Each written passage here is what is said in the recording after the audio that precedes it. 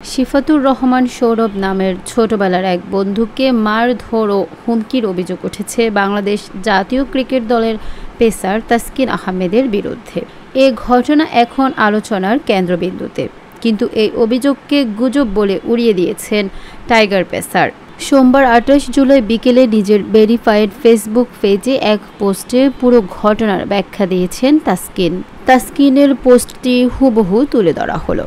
সবাইকে অনুরোধ, গুজবে বিভ্রান্ত হবেন না। আমি আমার ছোটবেলার বন্ধুর গায়ে হাত তুলেছি। এমন একটা ঘটনায় অনেক কিছুই ঘটে যাচ্ছে।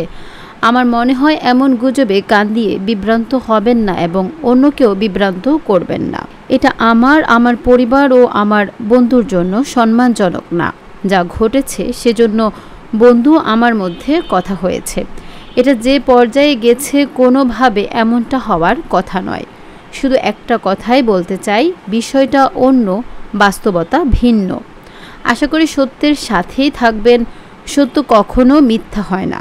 এদিকে জিডিতে ভুক্তভোগী শিফাতুর রহমান সৌরভ দাবি করেন তাসকিন আহমেদ তাকে ফোনে ডেকে নিয়ে গিয়ে শারীরিকভাবে আঘাত করেন এবং হুমকি দেন। সৌরভের অভিযোগ, তাসকিন তাকে কিল ঘুষি মেরে মারধর করেন। অভিযোগ অনুযায়ী রোববার ২৭ জুলাই রাতে মিরপুর ১ নম্বর এলাকায় এই ঘটনা ঘটে।